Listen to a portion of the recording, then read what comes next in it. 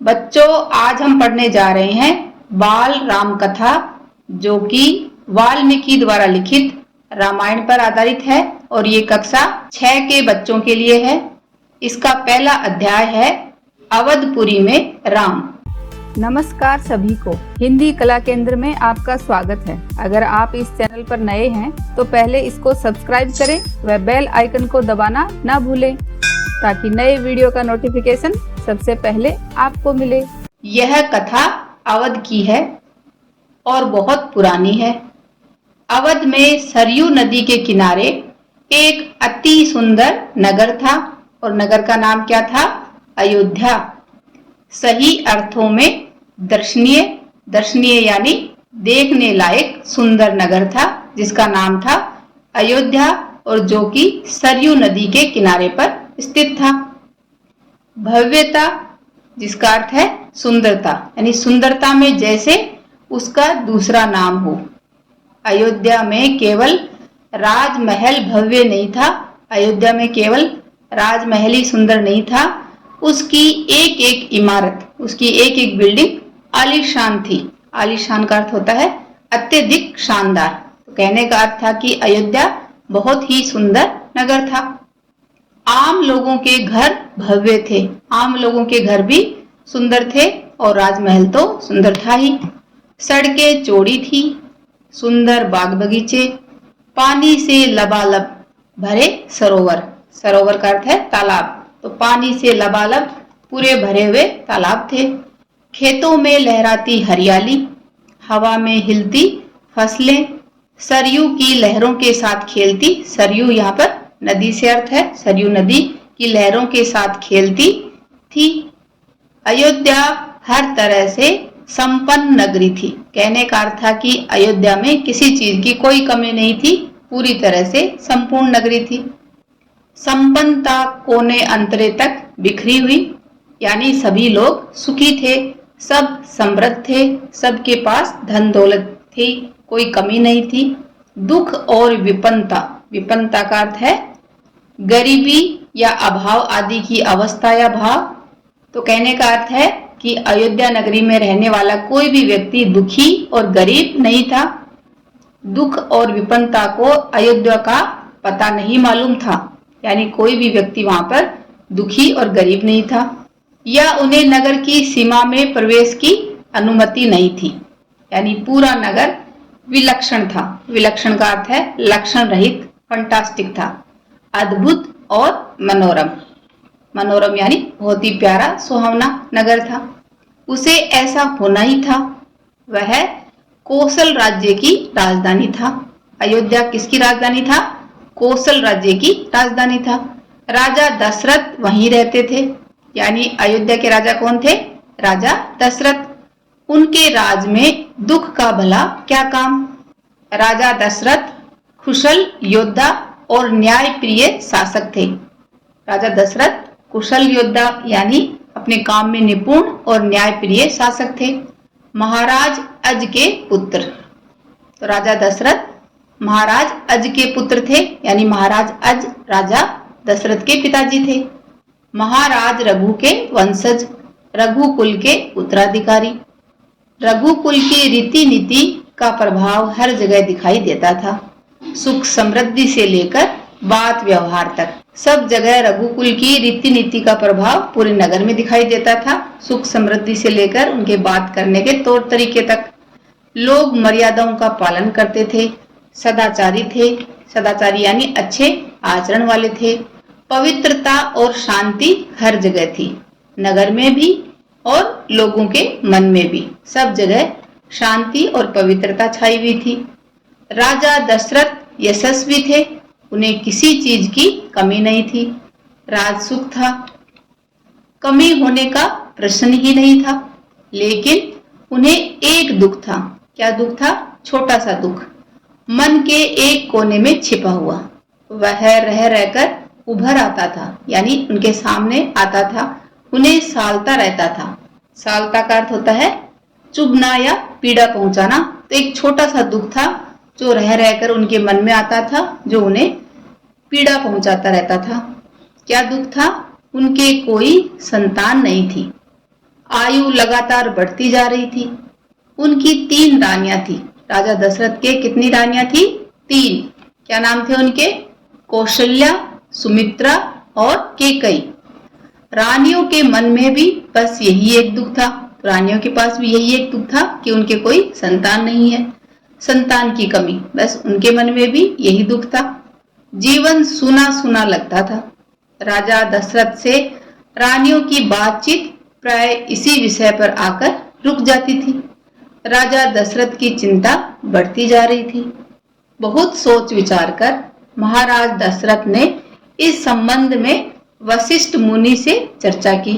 अपने दुख की चर्चा किसके साथ करी? वशिष्ठ मुनि के साथ। उन्हें पूरी बात विस्तार से बताई। रघुकुल के अगले उत्तराधिकारी के बारे में अपनी चिंता बताई, क्योंकि रघुकुल का अगला उत्तराधिकारी कौन होगा? राजा दशरथ का जो पुत्र होगा, जो कि उनके संतान थी नहीं।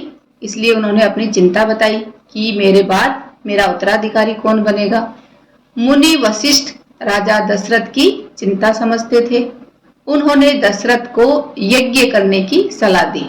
पुत्रेष्टि यज्ञ, ये क्या होता है?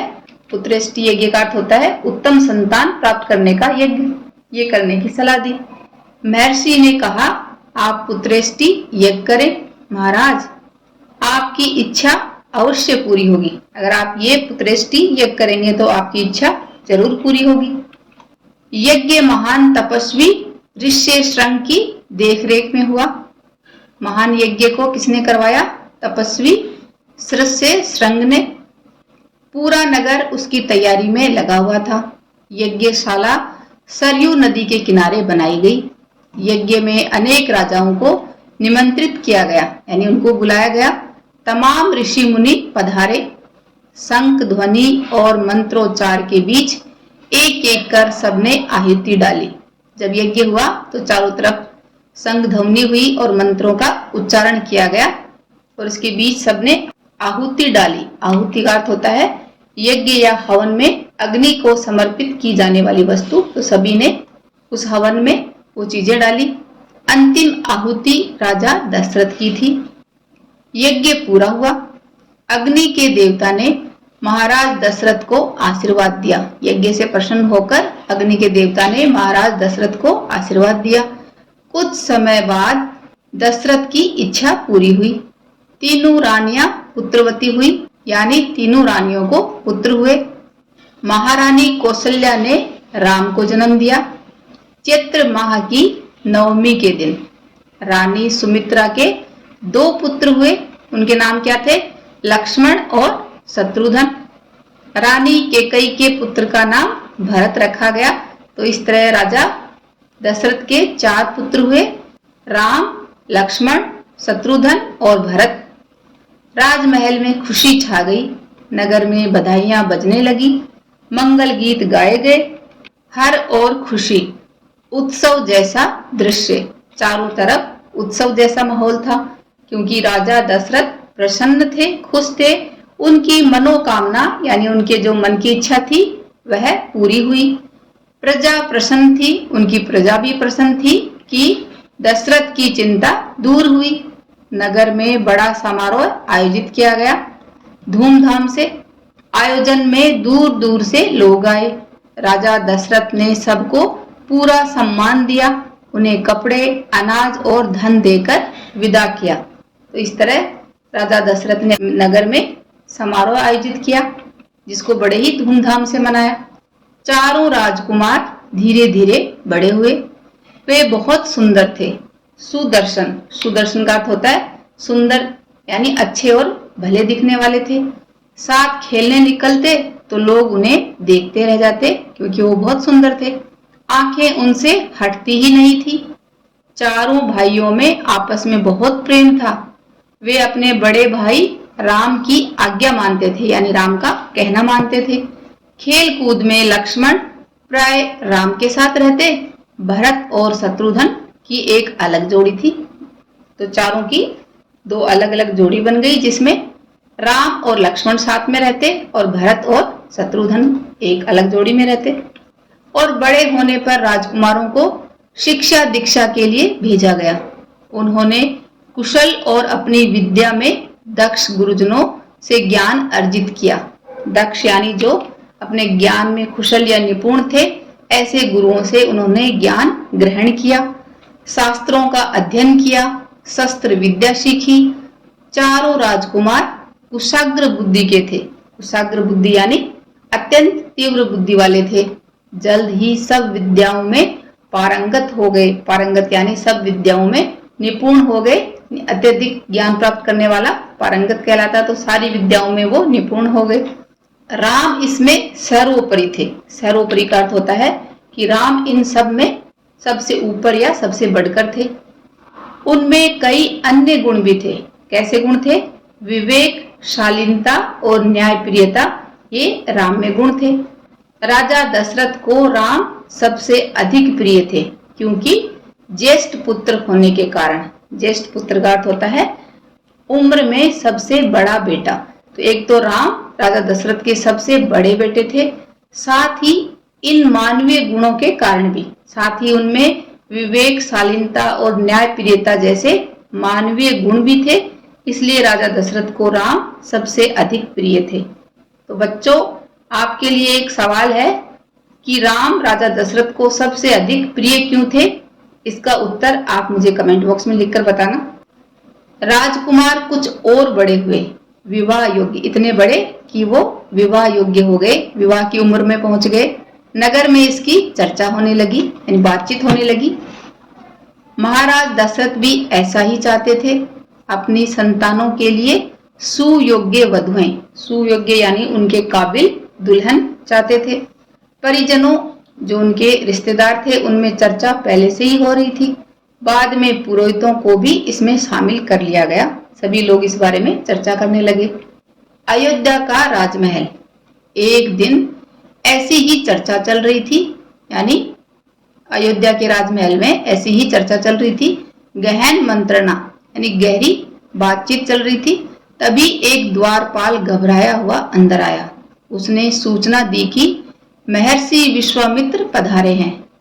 महाराज दशरथ तत्काल यानी तुरंत अपना आसन छोड़कर खड़े हो गए, द्वार की ओर बढ़े, महर्षि की अगवानी करने। अगवानी करने का अर्थ होता है स्वागत करना। तो महर्षि का स्वागत करने के लिए द्वार की ओर बढ़े और उन्हें लेकर दरबार में आए। विश्वामित्र को ऊंचा आसन दिया गया, सम्मान के रूप में उनको ऊपर बिठाया गया। विश्वामित्र कभी स्वयं राजा थे, बहुत बड़े और बलशाली। बाद में अपना राजपाट छोड़ दिया और संन्यास ग्रहण कर लिया और जंगल में चले गए। वहीं उन्होंने अपना आश्रम बनाया, उसे उन्होंने सिद्धाश्रम नाम दिया। तो बच्चों, विश्वामित्र ने जो जंगल में आश्रम बनाया, उसका नाम क्या दिया? सिद्धाश्रम नाम दिया। महर्षि के स्वागत सत्कार के बाद दशरथ ने कहा, महर्षि आज्ञा दें, मैं आपकी क्या सेवा कर सकता हूँ? आप अपने मन की बात कहिए, आपकी आज्ञा का पूरी तरह पालन होगा। तब महर्षि ने कहा, राजन, मैं जो मांगने जा रहा हूँ उसे देना आपके लिए कठिन होगा। आप आज्ञा दीजिए महर्षि, मैं उसे पूरा करने के लिए तत्पर हूँ। तत्पर यानी मैं तैयार हूँ, बिल्कुल नहीं हिचकूंगा, बिल्कुल भी मैं पीछे नहीं हटूंगा, हिचकूंगा नहीं। तब महर्षि ने कहा कि मैं सिद्धि के लिए एक यज्ञ कर रहा हूँ।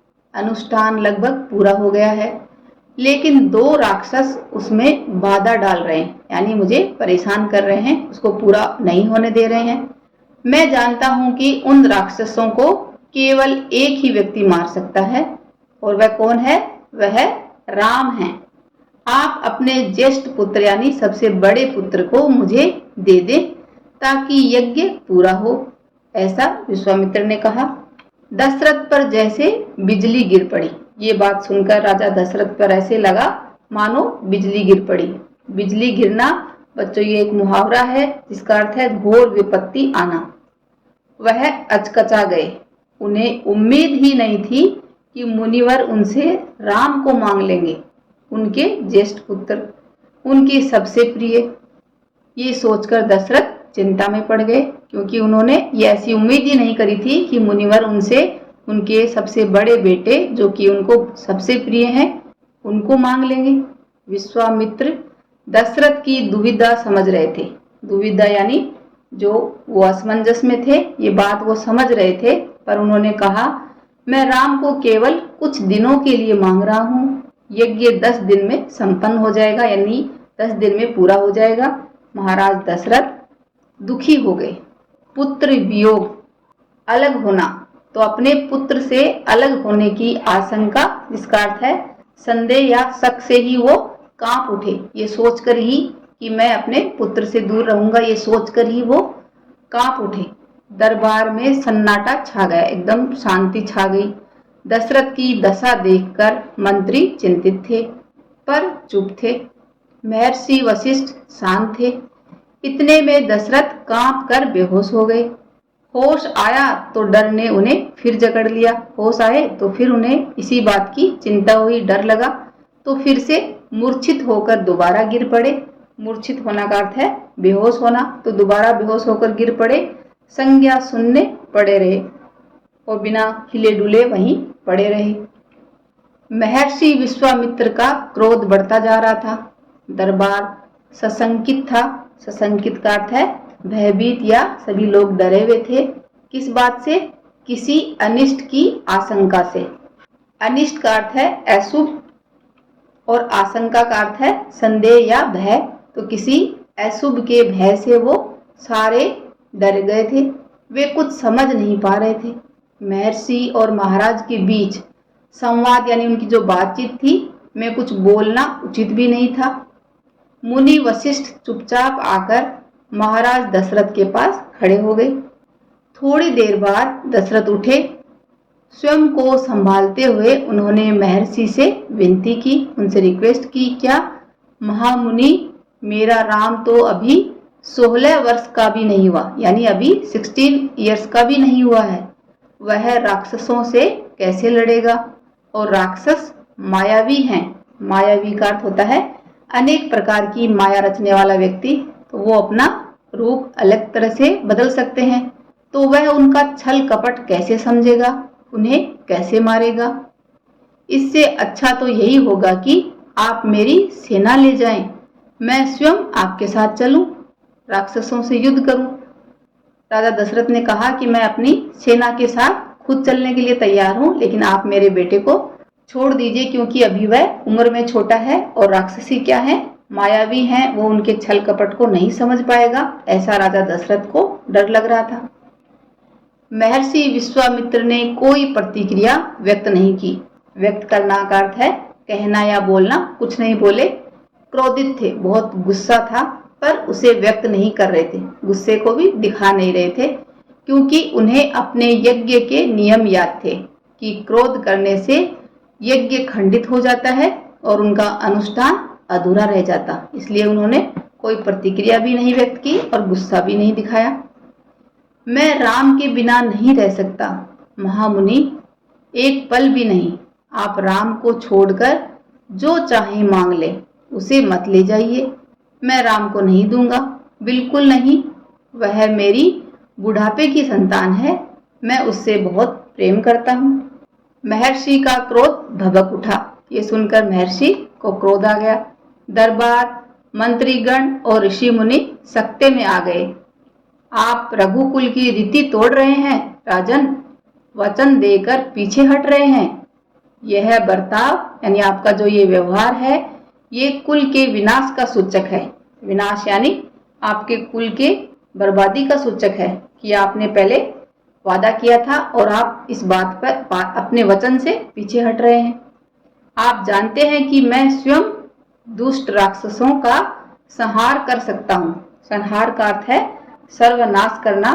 मैं राक्षसों को मार सकता हूँ, उनका सर्वनाश कर सकता हूँ, लेकिन मैंने संन्यास ले लिया है। अगर आप राम को नहीं देंगे तो मैं यहाँ से खाली हाथ लौट जाऊंगा। बात बिगड़ती देख मुनि वशिष्ठ आगे आए। महाराज दशरथ को समझाया। राम की शक्ति के बारे में उन्होंने महाराज दशरथ को अवगत करवाया। प्रतिज्ञा तोड़ने के संबंध में बात बताई। महर्षि विश्वामित्र के साथ रहने पर राजकुमार राम को होने वाले लाभ के बारे में बताया कि अगर राम महर्षि विश्वामित्र के साथ रहेंगे तो उनको बहुत सारे लाभ भी होंगे।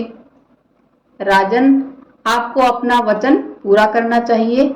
रघुकुल की रीत यही है। रीत क्या है कि प्राण देकर भी आपके पूर्वजों ने वचन निभाया है। एक बार जो वादा कर दिया उसको पूरा करते हैं, ये रघुकुल की रीत है।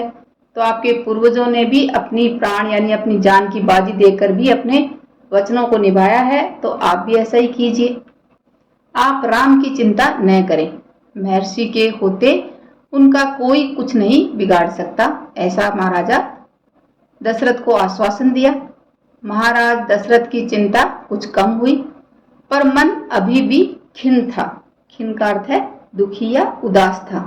पुत्र बिछोह का अर्थ है पुत्र से अलग या दूर होना। तो इस बात का दुख सभी तर्कों यानी जो भी ये बातचीत थी इन सब पर भारी पड़ रहा था, क्योंकि उनको ये बात समझ तो आ गई थी लेकिन अपने पुत्र से दूर नहीं होना चाह रहे थे। गुरु वशिष्ठ ने कहा, महाराज महर्षि विश्वामित्र सिद्ध पुरुष हैं, तपस्वी हैं, अनेक गुप्त विद्याओं के जानकार हैं। वह कुछ सोचकर ही यहाँ आए हैं। राम उनसे अनेक नई विद्याएं सीख सकेंगे। आप राम को महर्षि विश्वामित्र के साथ जाने दे, राम को उन्हें सौंप दे। दशरथ ने मुनि वशिष्ठ की बात दुखी मन से स्वीकार कर ली, लेकिन वह राम को अकेले नहीं भेजना चाहते थे। तब उन्होंने विश्वामित्र से आग्रह किया, आग्रह यानी हठपूर्वक प्रार्थना की और कहा कि वे राम के साथ उनके छोटे भाई लक्ष्मण को भी ले जाएं।